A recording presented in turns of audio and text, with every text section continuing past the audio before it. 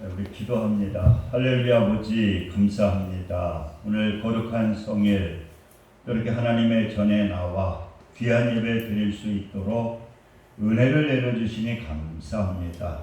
오늘 귀한 예배 속에 또 말씀 속에 성령님 역사하여 주옵소서. 예수 그리스도의 이름으로 기도드립니다. 아멘. 오늘은 설교 제목이 우리가 참 평안. 그래서 어느 기관에서 조사를 했답니다. 무슨 조사를 했느냐? 이 얼마나 불안에 대한 것을 조사했더니 아주 많이 불안하지 않다 이렇게 세 개를 가지고 조사를 했더니 이 많이 불안하다고 얘기하시는 분이 74%가 많이 불안하다. 그리고 20%가 그냥 불안하다. 그리고 나머지는 불안하지 않다고 하는 비율이 10명에 1명도 안 나왔다는 거예요. 그만큼 우리는 이 불안한 시대에 살고 있다라고 하는 것입니다. 그러니까 오늘 이 본문에서도 그런데 예수님께서는 무슨 말씀을 하느냐? 그 제자들에게 예수님께서 어떠한 말씀을 하시느냐? 평안을 주시겠다. 너희들에게 이 평안을 주시겠다 이렇게 말씀을 하십니다. 그런데 여러분 그 예수님께서 이 평안을 주시겠다라고 오늘 말씀을 하시는데 그럼 예수님은 지금 어떠한 그러한 위치에 있느냐? 지금 몇 시간만 있으면 예수님께서는 이제 잡히시게 되고 체포되게 되고 그리고 가진 모욕을 당하고 고통을 당하고 또 채찍을 당하고 나중에 이제 서형 원도를 받게 되고 십자가에 달려 죽게 되는 그러한 상황이거든요. 절대로 평안할 수 없는. 그런데 예수님께서는 제자들에게 어떠한 말씀을 하느냐? 나의 평안을 너희에게 주노라 그렇게 말씀하고 있는 거예요. 그러니까 하나님께서는 예수님께서는 뭐냐? 오늘 이 본문의 말씀을 보게 되면은 이 평안이라고 하는 것이 소극적인 그러한 그냥 현실의 안주가 아니라 이 적극적으로 누리는 평안에 대해서 말씀을 하신 분이 누구냐? 이분이 예수님이라는 거예요. 그러니까 너희가 세상에 환난을 당하나 담대하라. 내가 세상을 이기었노라 그렇게 말씀하고 있거든요. 그렇게 말씀하신 것을 보게 되면은 어떠한 이 소극적인 현실적인 그 어려움에 사로잡힌 것이 아니라 그것을 갖다가 뛰어넘는 그러한 이 평안에 대해서 예수님께서는 말씀하고 있다라고 하는 거예요. 지금 여러분 얼마나 우리가 불안한 시대에 살고 있습니까? 걱정하는 시대에 살고 있는데 우리 예수 믿는 하나님의 자녀들은 그 세상의 환경을 뛰어넘는 그러한 우리가 평안을 가지고 살아야 된다라고 하나님께서는 특별히 오늘 그 예수님의 말씀을 통해서 우리에게 명령을 하고 계시는 겁니다. 그래서 오늘 우리가 참 이 평안을 체험을 해야 되는데 평안한 삶을 살아야 되는데 이 평안이 뭡니까? 평안이라고 하는 것이 우리가 행복을 말하는 거거든요. 그러니까 우리가 이 평안한 삶을 살아야 되는데 우리 예수 그리스도를 믿는 하나님의 자녀들에게 어떠하게 하면은 참 평안을 누릴 수가 있는가? 그래서 첫째로 뭐냐?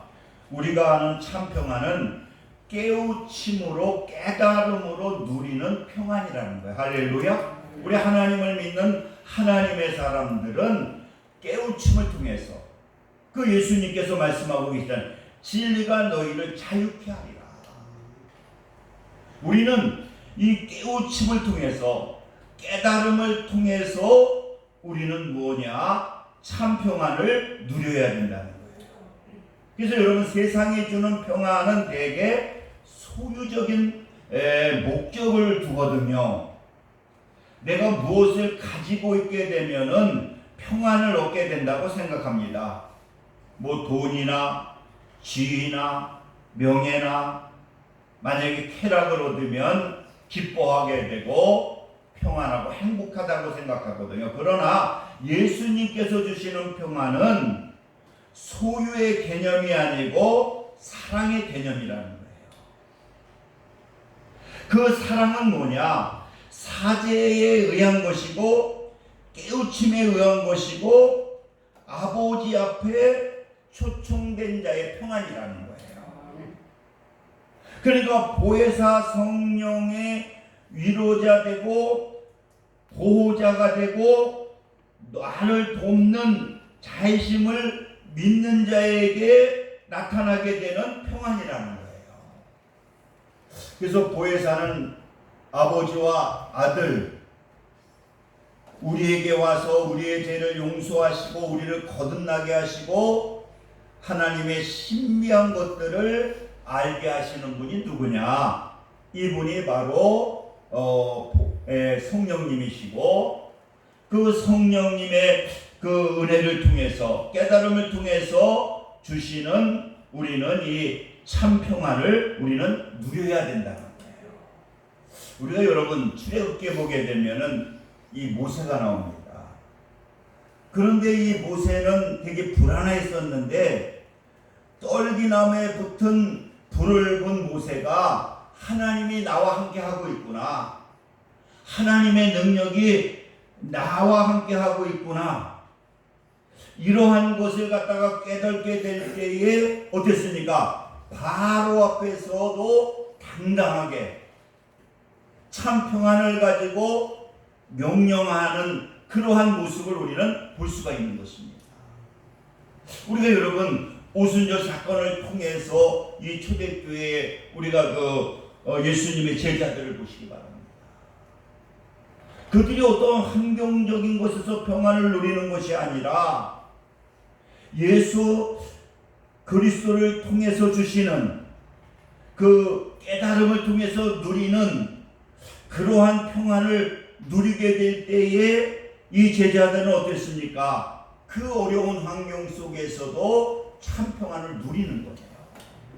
이렇게 여러분, 우리는 깨달음을 통해서 우리가 참 평안을 얻어야 된다는 것이고, 두 번째는 뭐냐? 참 평안은 말씀을 믿음으로 누리는 평안이라는 거예요.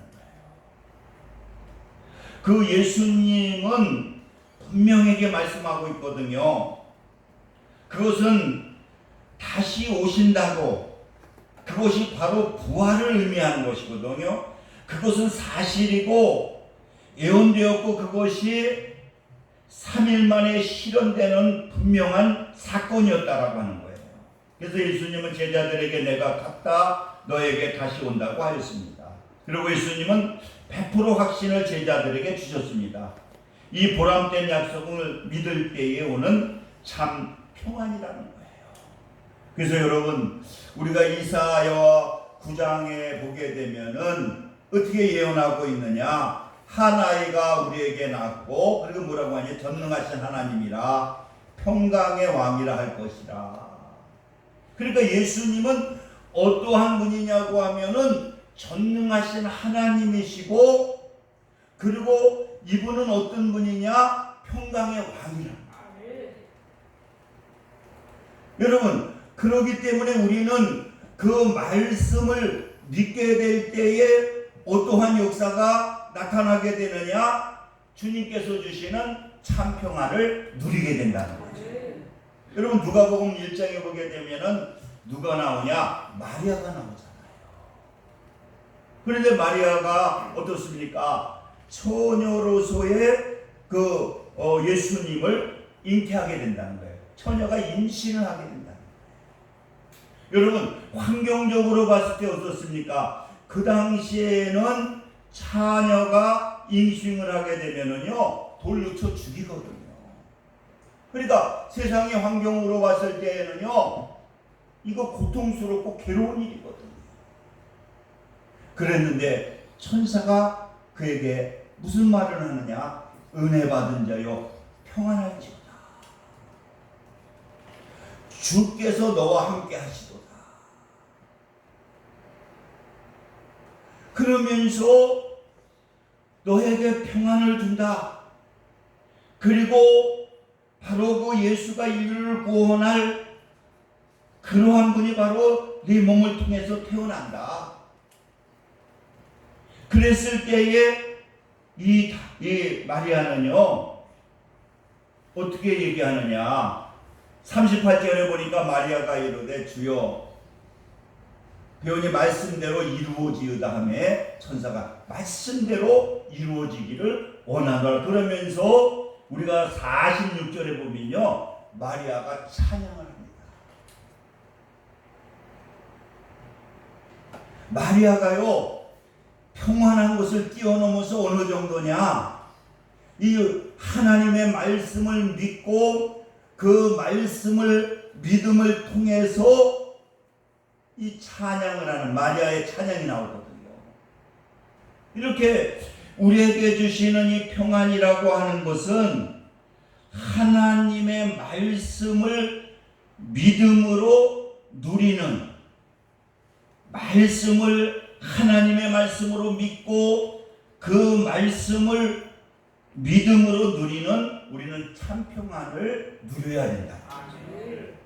그리고 마지막으로는 참 평안은 뭐냐? 행함을 통해서 누리라고 하는 것이죠. 오늘 요한복음 14장 29절 한번 보시기 바랍니다.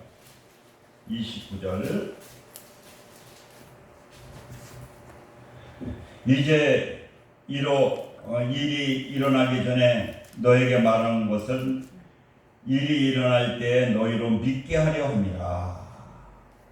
그리고 31절 한번 보시기 바랍니다. 오직 내가 아버지를 사랑하는 것과 아버지께서 명하신 대로 행하는 것을 세상이 알게하라 함이로라. 일어나라, 내가 여기를 떠나자 하시니라. 그러니까 이 두려움의 환경을 극복하는 길은 오로지 뭐냐? 믿음의 행위일 뿐이라는 거예요. 고통과 두려움을 이기는 길은 믿음으로 행할 때에 가능하게 된다는 거죠. 그러므로 우리는 자기의 뜻을 포기하고 하나님의 뜻에 순종할 때에, 그리고 십자가를 실현하게 될 때에 부활의 영광에 참된 것을 누릴 수가 있다라고 하는 겁니다. 그렇기 때문에 오늘 본문 31절에도 이제 내가 아버지를 사랑하다 아버지의 명하신 것을 세상으로 알게 하려고 십자가를 지기 위해 골고다에 올라간다고 이렇게 고백을 하고 있는 것이거든요. 그러니까 우리가 누리는 이 참 평안이라고 하는 것은 바로 이 사랑의 어떠한 결과인데, 그 사랑이라고 하는 것은 말로만 하는 것이 아니라 그 사랑이 뭐냐? 행함으로 이루어진다고 하는 거예요.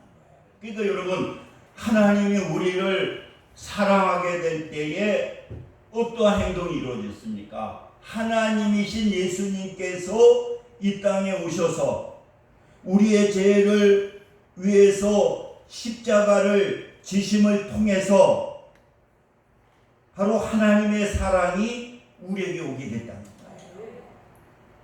그러니까 우리는 이 참 평안이라고 하는 것은 하나님의 사랑을 깨닫고 내가 나를 포기하고 그리고 예수 그리스도를 나의 삶의 주인으로 모시고 예수 그리스도가 나의 삶을 통해서 행동으로 나타나게 될 때에 우리에게 누리게 되는 것이 뭐냐? 이게 참 평안이라는 거예요.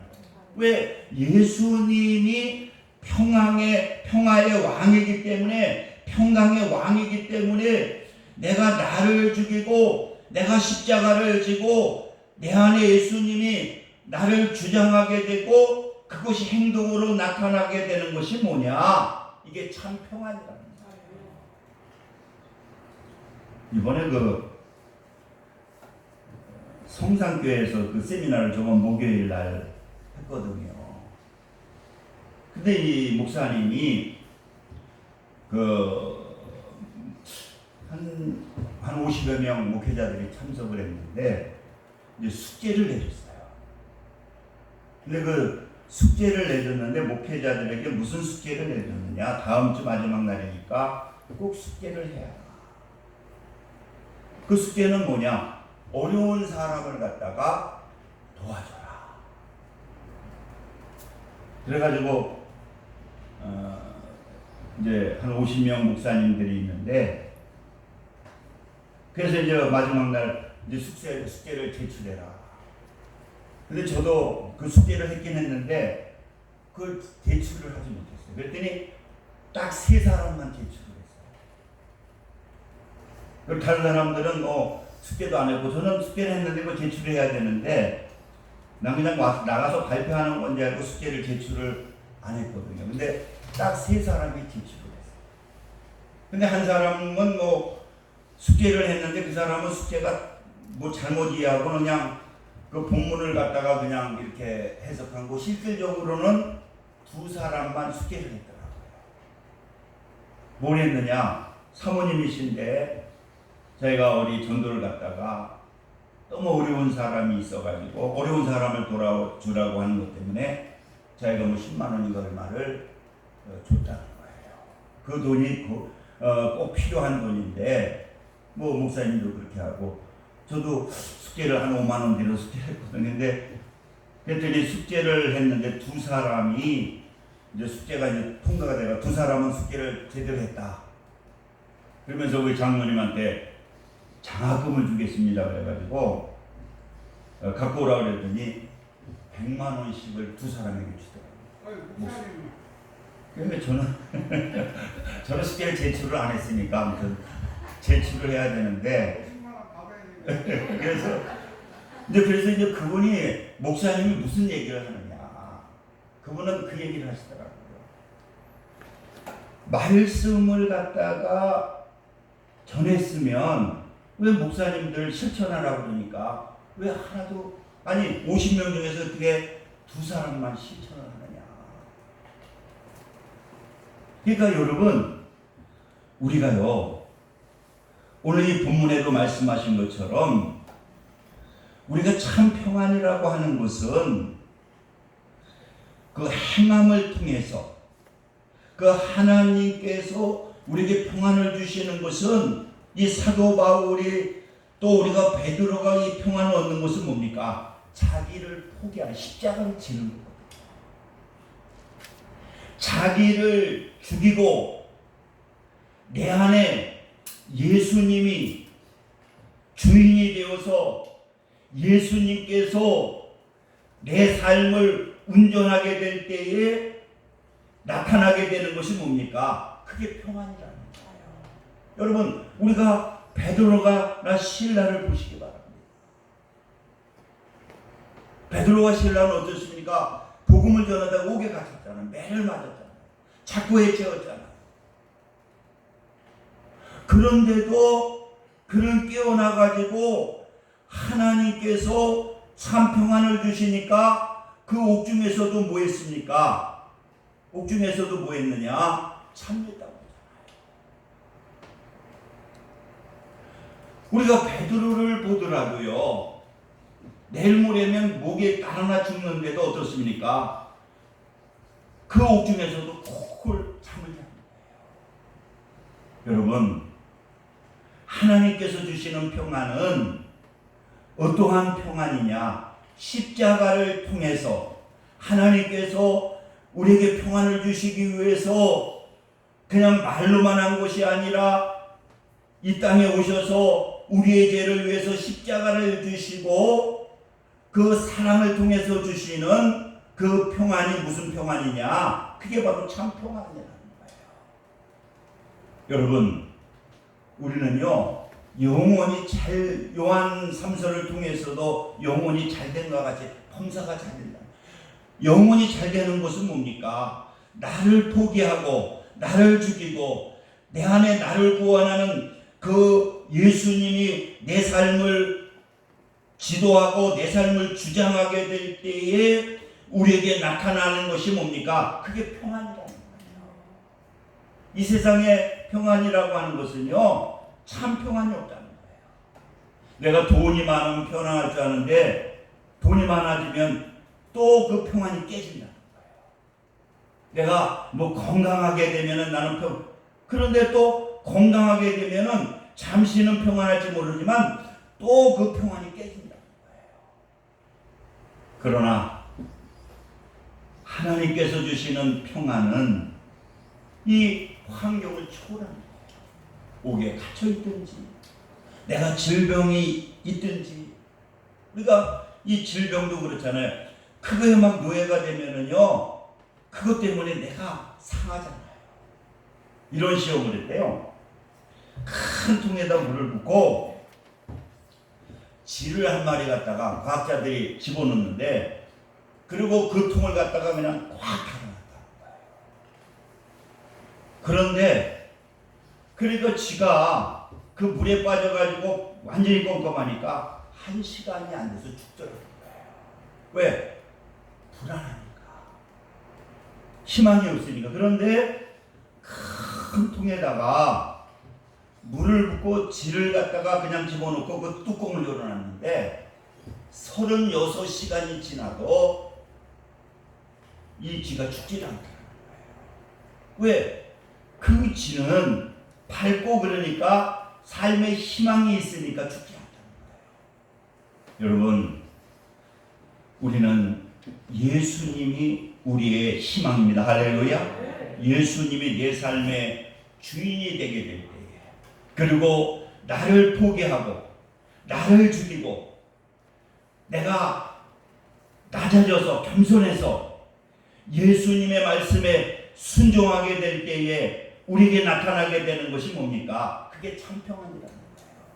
사랑하는 성도 여러분, 그 평안을 누리시기를 주님의 이름으로 축원을 드립니다. 우리 기도합니다. 할렐루야. 좋으신 사랑의 하나님, 오늘 참 평안이라고 하는 말씀을 전했사오니 오늘 참석한 모든 성도들이 주님께서 주시는 참 평안을 누릴 수 있도록 성령님 역사하여 주옵소서. 예수 그리스도의 이름으로 기도드립니다. 아멘. 찬송가 502장 하나님 부르시면서 준비하신 내용을 드리겠습니다.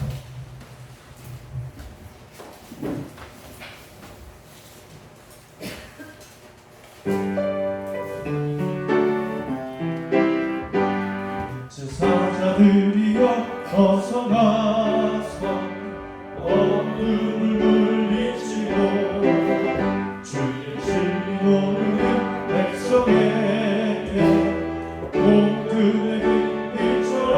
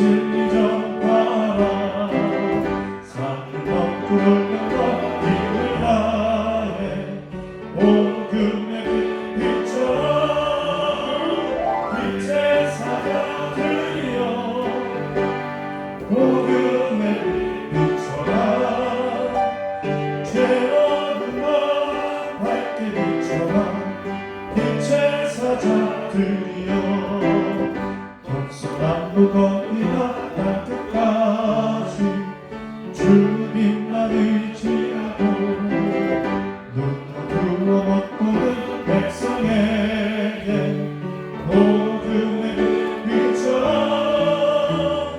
빛의 사자들이여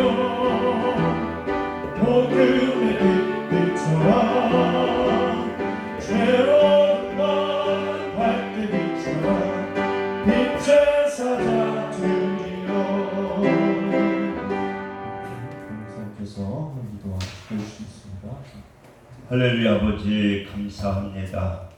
오늘 거룩한 성일 또 하나님의 전에 나와 귀한 또 말씀도 또 받고 또 이 정성을 내 귀한 힘을 하나님께 드렸습니다. 하나님께서 기뻐 받아주시고 넘치는 은혜로 충만케 하옵소서. 예수 그리스도의 이름으로 기도드립니다. 아멘. 우리 찬송 1호에서 1장 부르시고 축도하심으로 예배를 마치겠습니다.